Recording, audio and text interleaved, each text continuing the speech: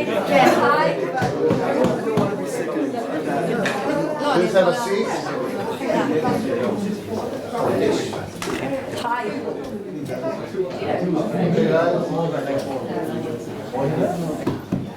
Good morning. Hi. Hotspots in policing. What can we say about hotspots in policing? Hotspots policing that you don't know, or Professor Weisbud don't know. He sits next to me, and it's very scary to talk about hotspot policing. Okay, let's start. Hotspots policing has received a great deal of attention in criminology. Means most crime events concentrate in a small number of a small area called hotspots. Okay. This strategy began with Sherman and Professor Weisbud in seminal field trial in Minneapolis. This study and all other studies that follow shown that by implementing focused intervention with police resources dedicated to the hotspots, crime can be reduced. Professor Weisbud also indicated that there is a law of crime concentration at places, showing not just crime is concentrated, but it's also concentrated in relatively similar bandwidths across different cities and across time. It's very important. There is no doubt, as Professor Barak said, that hotspot policing is a good strategy, is an effective strategy that's helpful to the police in handling with crime.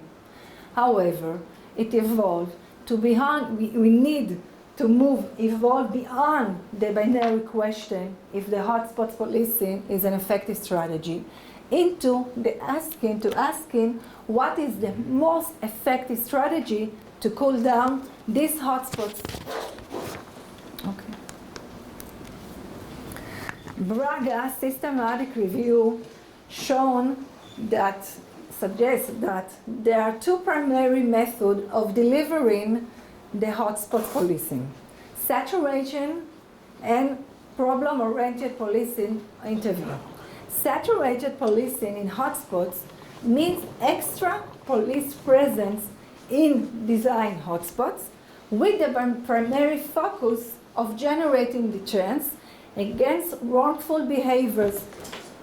Cooper also found that the optimal time to spend in the hotspots is 15 minutes. Above or under does not lead to greater improvement. Problem-oriented policing, on the other hand, is a more systematic and long-lasting solution for crime problem. POP intervention, like SARA model, used to do and identify the problem. He analyzed the conditions that contribute to the problem and developed a tailored response to target this underlying factor. Is it good, Professor? Thank you. Based on a systematic review and a very limited number of trials, POP is more effective than saturation. However, meta-analyses are very observational, and experimental evidence is very few and very limited in relative success of each of the methods, not leading to a clear conclusion about any of the intervention. Also, there are very few control studies which, within the same setting, compared the difference in effectiveness between saturation versus and other problem-solving activity, the POP or the saturation. Therefore, a fundamental question within the hotspots policing literature remains unanswered. We don't know if the pronounced crime reducing effect is a result of increased police presence in the hotspots or the activity that the police officer engaged in there is the reason. This question has a practical and dramatic cost implication. I came from the police, also Simon came, we worked together. POP intervention is a very systematic, long-lasting, sometimes even local, for local crime, local places, and resources intensive solution compared to the saturation that require only extra police present. But only extra police present when the police is very little is also dramatic thing. Another problem that we found and lead us to our research is the implementing problem. We talk about it, Teresa, right? Before this. Most of us researchers largely assume that once the interventions are assigned as per to the study protocol, they applied fully, wholly, and equally across the participants.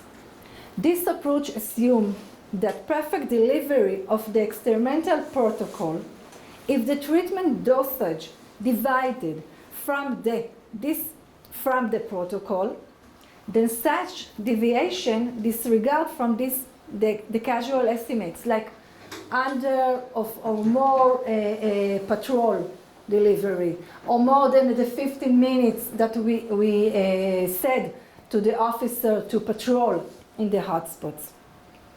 Hotspots policing experiment in particular failed to report sufficiently detailed treatment finely measured, such like we said, how much for saturation, a quantitative and precious measure, such as how much patrol do you do in a day, how much the officer, how much time they spent in the hotspots, is it 15 minutes or less or more, and the 6W on 1H question of the POP, who, what, when, where, and when. In our study, we attempt to address these two problems, like we said, the most effective strategy to cool down the hotspots and the implementation problem by offering two viable solutions. The first one, we test the both effectiveness as well as the efficiency of saturated POP in the hotspots. We combine the saturation and the POP intervention, more police presence with more problem solving, all relative to control POP conditions. Such a study was partly attempt in UK's police community support officer, PCSOs. Do you know what's PCSOs? PCSO is like they wear a uniform, it's look like the police, but they don't have they don't have the power like the police. The arrest, they can't do arrest.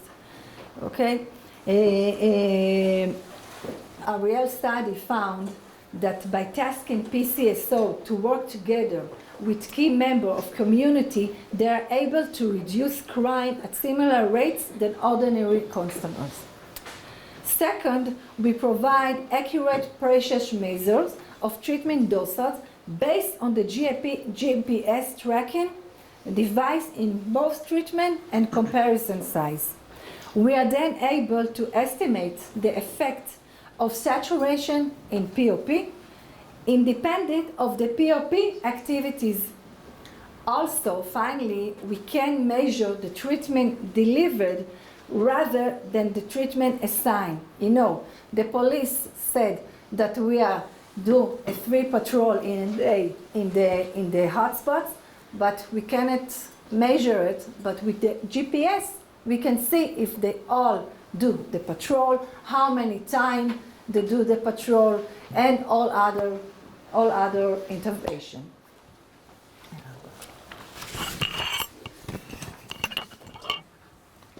Okay, so now we move on to the experiment, which addressed the two issues that Eti just presented. First, which intervention has a stronger effect, problem-oriented policing or the saturation. And second, the issue of the delivery of the treatment. So the experiment took place in Birmingham South, which is under the West Midlands Police jurisdiction, and it went on over a period of 1 year. The type of the design was block randomized control trial, where hotspots were randomly assigned to treatment and control conditions. And in addition, they were blocked by crime levels. So we had low crime level hotspots with between 36 and 50 crimes per year, medium with between 51 and 75 crimes per year, and high crime level hotspots with 76 or more crimes per year. There were some conditions for the inclusion of hotspots. First, a hotspot was defined as a polygon of 150 meters squared with at least 36 crimes per year, and these crimes for those that occurred in a public domain and so could be deterred by police presence, and those that are not police generated, because including such crimes will distort the measurement of crime in the treatment hotspots. All this led to a total of 81 eligible hotspots, with 32 in the low crime level, 25 in the medium, and 14 in the high, with a ratio of 1-to-1 between treatment and control conditions. The treatment was delivered by police community support officers, or PCSOs. PCSOs, are, as many of you know, are officers whose main aim is to be visible and respond to community needs, mainly to create a familiar and accessible figure to the public. And notably, they are frequently trained on problem-oriented policing and on how to solve problems in collaboration with community partners. And the difference between treatment and control conditions lied in the dosage. In the control condition, PCSOs provided problem-oriented policing, but in a business-as-usual level, whereas in the treatment condition, they were more present and provided more problem-oriented policing than they would usually do. And specifically, they were asked to conduct 3 patrols per shift in the treatment hotspots, each patrol for 15 minutes. So we see that we have 2 conditions, a control condition with regular problem-oriented policing, and a treatment condition with saturated problem-oriented policing. Here we see an example of a tasking sheet that was provided to PCSOs. It includes information regarding the location of hotspots, the main offenders, the main crime problems in the area, and more. One unique element of the experiment that we utilized was that PCSOs were carrying GPS trackers at any given moment. The trackers send information regarding the location of officers in a way that each time a PCSO entered a hotspot, the system would record it and send information to the research team.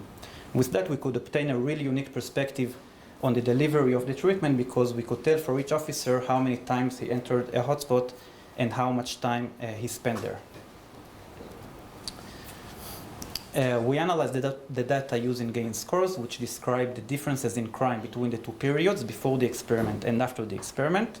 And we compared these gain scores between the treatment and control conditions using independent sample t-tests. We first examined the overall treatment effect across all hotspots, and then conducted a separate analysis by the crime level blocks, low, medium, and high.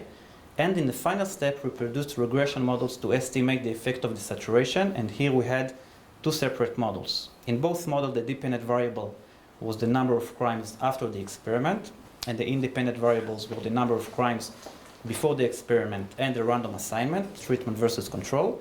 And the difference between the models was in the measure of the saturation, where in the first model, it was the number of visits per day, and in the second model, it was the number of minutes per visit. Okay, so moving on to the results. As a first step of testing the effectiveness of the treatment, we compared the differences in crime between the 2 periods, before the experiment and after the experiment. And we do this overall without separating hotspots by the crime level blocks. And as we can see, we find an average reduction of almost 11 crimes in the treatment hotspots, compared to a reduction of about 8 crimes in the control condition. However, this difference is not significant. So looking at hotspots as 2 groups, treatment versus control, we find no evidence of a significant treatment effect. The next step is to examine the effectiveness of the treatment, as we did just now, but with separating hotspots by the crime level blocks.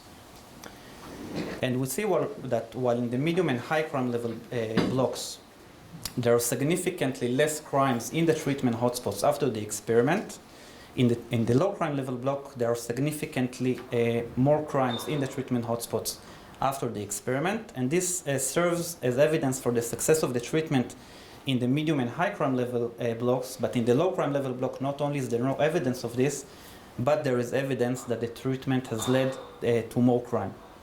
So we see considerable variation between the blocks, and the question that arises is what explains this surprising finding. One possibility, the one that we examined, is the treatment fidelity, meaning the degree to which officers properly deliver the treatment following the guidelines that were given to them by their commanders and the experimenters. And specifically, it is possible that for some reason, officers did not follow the guidelines in the low crime level block, and that's what led to the surprising finding that we just saw. To examine this possibility, we utilized the GPS data with which we could examine the number and the duration of visits of each of the hotspots. And theoretically, we expect that the number of visits will be higher and the duration of visits will be longer in the treatment hotspots compared to the control hotspots. However, the data does not support this expectation for one of the crime level blocks. As we can see in the table right here, in which we compare the mean number of visits per day and the mean number of minutes per visit, in the medium and high crime level blocks, the values of these variables are higher in the treatment condition compared to the control condition, which means that officers paid more visits and spent more time in the treatment hotspots. In contrast, in the low crime level block, officers paid more visits and spent more time in the control hotspots, which means that they practically deliver the treatment in the control condition, and that might explain the crime reduction that we saw in the control condition. To further examine the effect of the saturation, we produced regression models with the measures of the saturation, the number and the duration of visits, in two separate models. And if the number or the duration of visits are indeed responsible for the results, we expect that controlling them should lead to significant differences between the treatment and control conditions to disappear. However, the results show that the treatment effect is still statistically significant across all hotspots, while both the number and the duration of visits are insignificant. And from that we conclude that it is neither the number nor the duration of visits that are responsible for the results, for the crime reduction. Okay, so what have we learned? Our first conclusion is that saturated problem-oriented policing is effective in reducing crime. We saw a significant and meaningful reduction in all crime level blocks, and this reduction was where the treatment was delivered, meaning that in the medium and high crime level blocks it was in the treatment condition, and in the low crime level block it was in the control condition. Our second conclusion is that although there were significant differences in the saturation between treatment and control condition, the saturation itself, meaning the number and the duration of visits, are not enough to explain the results. From that we conclude that it is the problem-oriented policing which is responsible for the crime reduction, and that the saturation only serves as a function of more problem-oriented policing. Finally, our last conclusion is that future studies, and especially field experiments, should not assume that the treatment as assigned is properly delivered, because that may lead sometimes to erroneous conclusions. Thank you very much.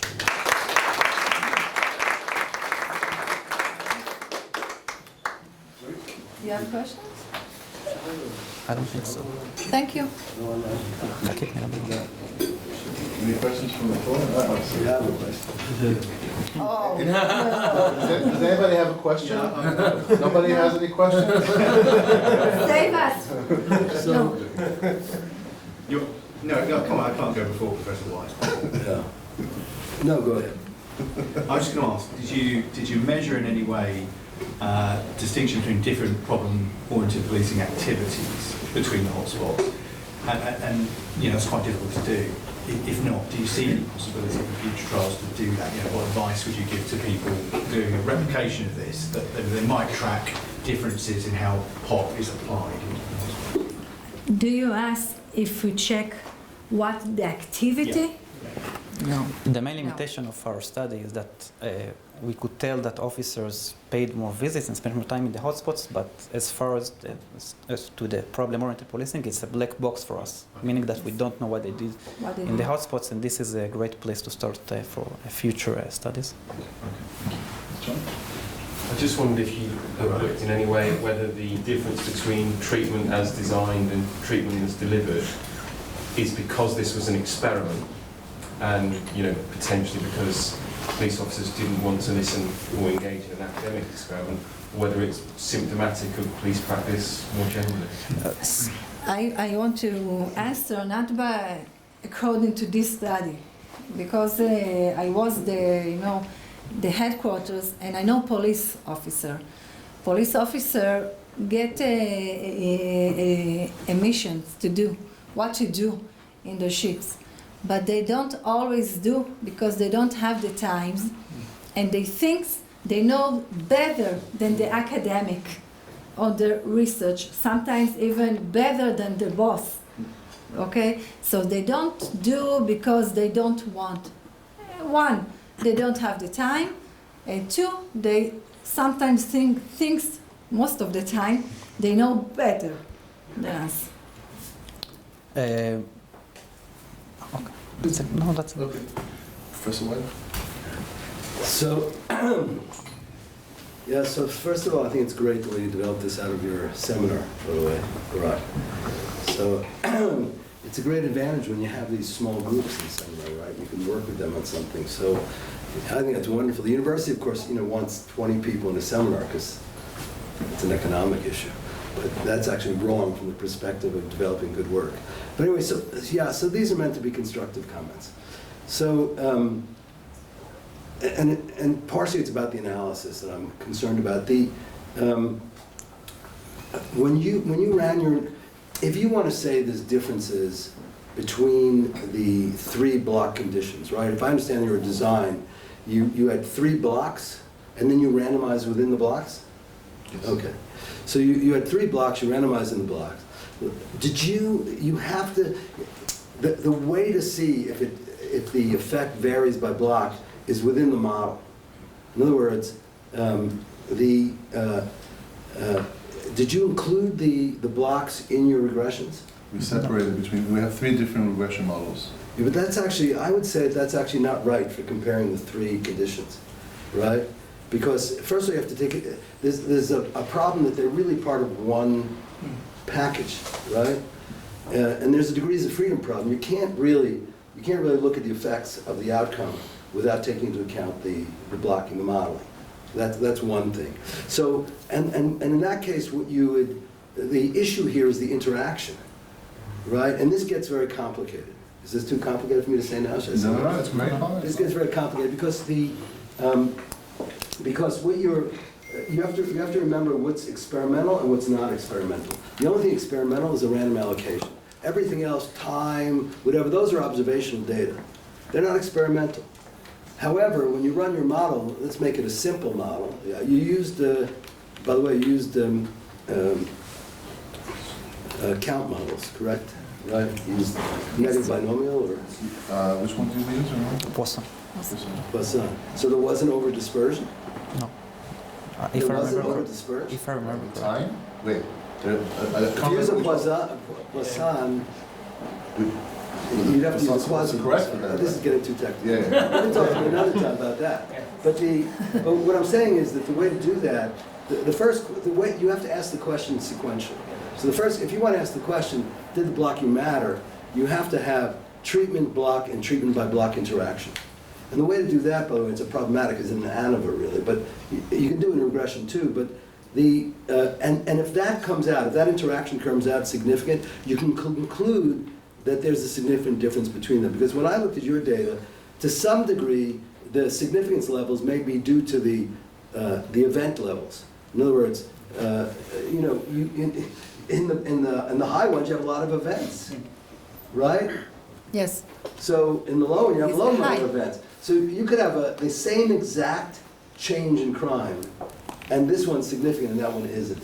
So that's why doing it this way within a model first it seems to me is a very good idea. And the other suggestion I have is just you have to distinguish between the experimental work stuff and the observational stuff and what you're trying to say. So to some degree, the observational data, in other words, how often were they there? You know that, which is great, by the way. I should have started by saying this is, I thought I did, maybe I didn't. This is great work, and it's very impressive. It's great that you're working with Barak, and for students to develop this is fantastic, and it's an important question.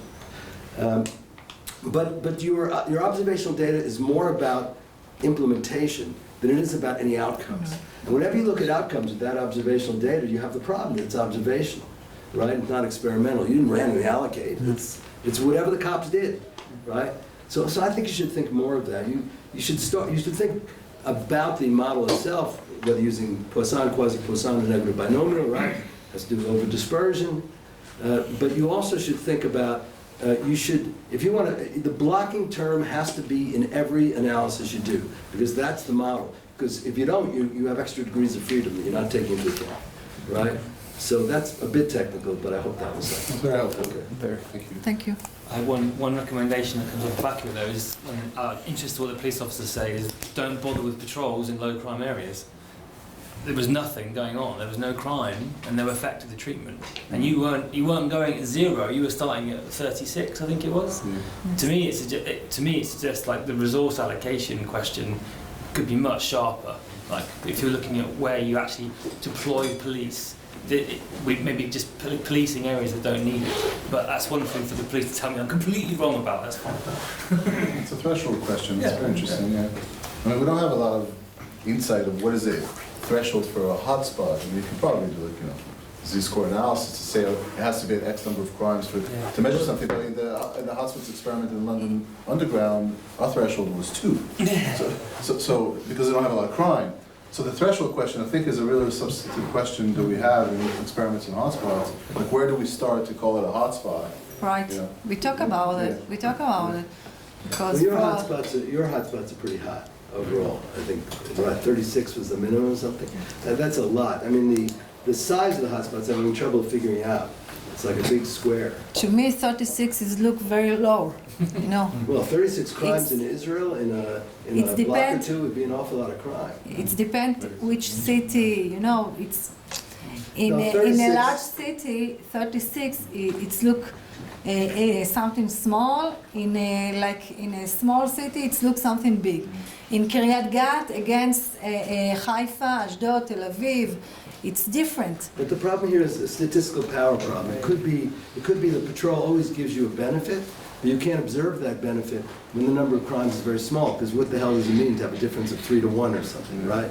Right. Because it's not very stable. So, yeah, I just think if you want to, first of all, you just have to take into account the blocking factor in any analysis you do, because that's a design issue. And the second is, if you want to talk about the main analysis should be without an interaction term, because the interaction term makes the models problematic a bit. But you need to test, if you want to say that there's a difference in those 3 groups, you have to test it in the context of the overall model first.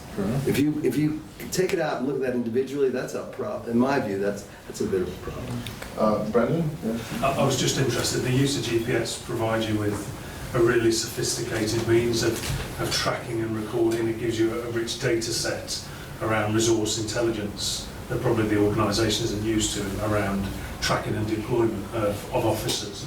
I'm just interested, were the force interested at all in terms of taking that forward as a means of deploying and utilisation of officers as a business as usual approach? Because it's a really sophisticated way of doing it.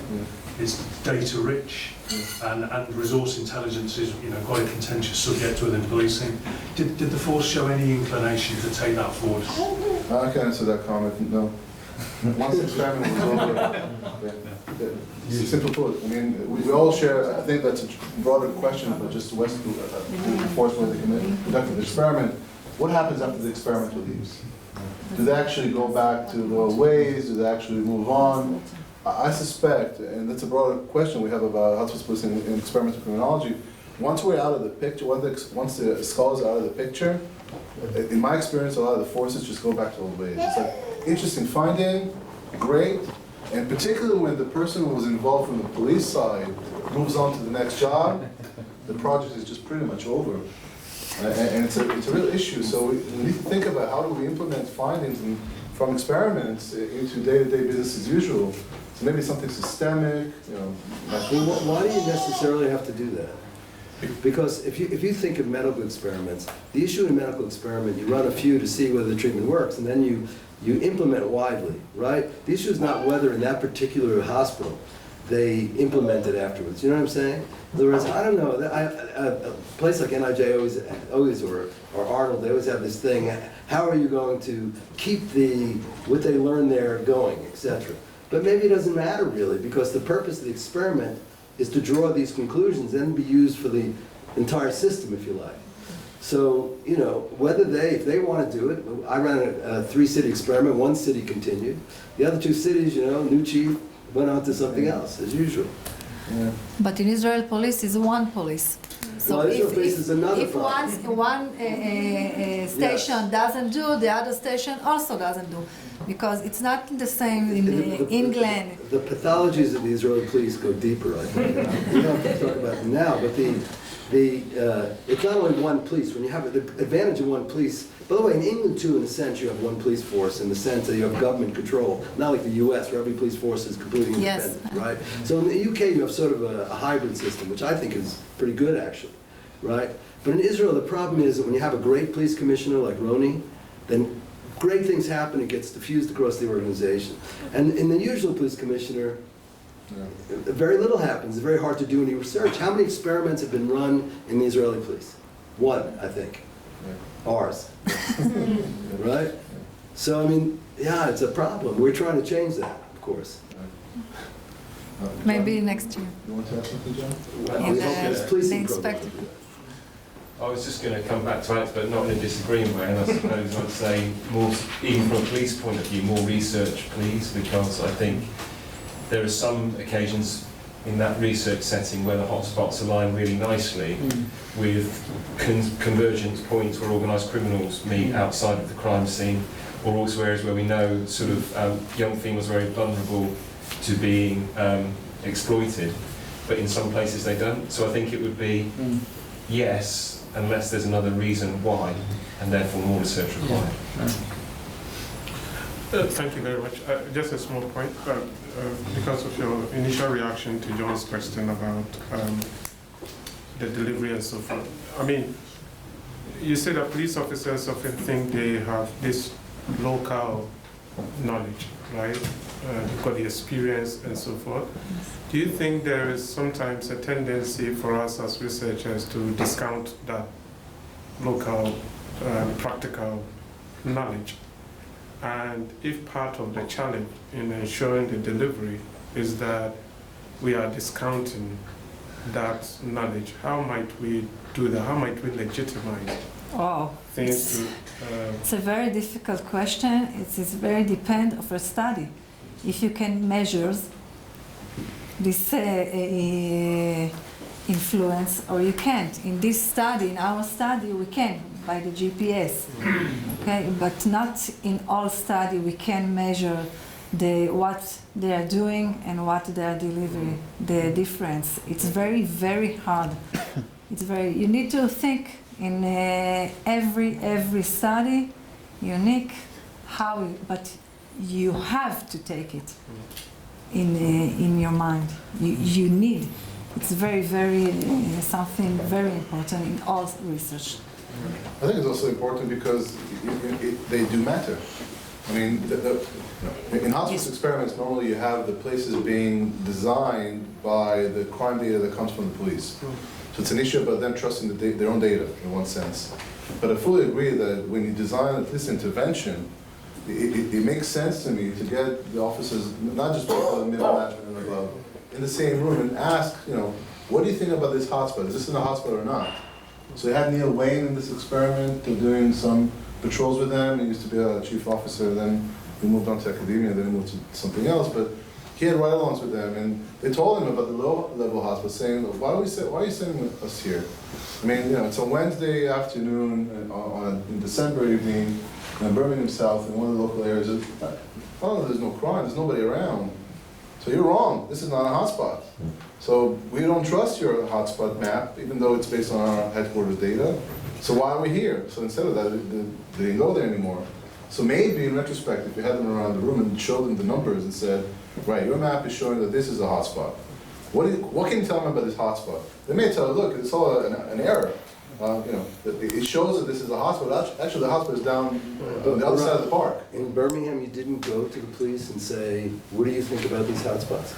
We did, but not at the level of that I think Justice is alluding to about the local level knowledge. It was mainly middle management and above, and based on the maps, they looked at this and they said, right, that makes a lot of sense. And I remember there was one hospital that took out because it said there are other things going on, but that wasn't at the local level where you would have, you know, local knowledge in the sense of PCSOs or PCs patrolling saying, yeah, this is the reason why this is a hotspot is because of the nightclub, but that nightclub closed last week, so you're going in the wrong place. Also, the study continued 1 year, and it's very difficult to do a research for a year because the realities change and the places and the crimes and the criminals change, and it's very hard. Well, except for this tremendous stability across time. So, no, the issue is if you were intelligent, if you're choosing the hotspots, I mean, first of all, it doesn't make sense to identify hotspots without the police department, right? Like, how does that make sense? Like, do you go, first of all, that just reinforces the idea of academics taking over, which is something police don't like, right? So, but on a practical level, like, you know, I mean, our job is at the point of randomization. Before randomization, you can choose any site you want, right? So, so it makes sense to say to them, are these hotspots? Are these like, did you solve this hotspot in the last few months before we start? And there are going to be, once the experiment starts, there are going to be cases where things become cool and stuff like that, but actually not that many. If you choose, another thing to do is as researchers, you should be looking for long-term hotspots, and not hotspots that turn up all of a sudden and leave, of which there are those types of places as well. So this type of interaction is essential. When my experience has been when academics act as if, and this is one of the criticisms of Larry's original statement, when academics act as if they come in and they're sort of taking over, that they know more than the people who are in practice, that becomes a major problem. Because first of all, you don't. Right? You have a type of knowledge and they have a type of knowledge. Integrating those two into the process of the experiment is the most effective way to move forward, right? But if you don't, then you end up with, a lot of places that are not hot, for example. Okay. My question sort of fits in a bit earlier in the discussion, but it goes along the same lines. It was just, I wanted to make the point that everyone else has made here that I think it's very costly to incorporate a process evaluation within this, but there could be really minor systematic data you could gather, like asking the officer when he goes to the hotspot to estimate the legitimacy, like, should I be here? Do I think this is a hotspot? In a really sort of concise, not even in a qualitative manner, just to gather that data, since you're gathering all the other data, and that could really help anchor what's happening at the hotspot. Even if you can't measure what they did in terms of what kind of problem-oriented police they were doing, just to think of 2-3 questions that would help you understand the situation from the perspective of the police officer. Next time. Okay, we're running a bit over time, so I suggest we call it good for now and we can get a conversation later on. Can we, first of all, thank you very much. We'll take a short break if that's possible, just so we can go back on track for all. Thank you. You guys have done a really good job. Thank you. Really good job. Thank you. You understand my Thank you very much.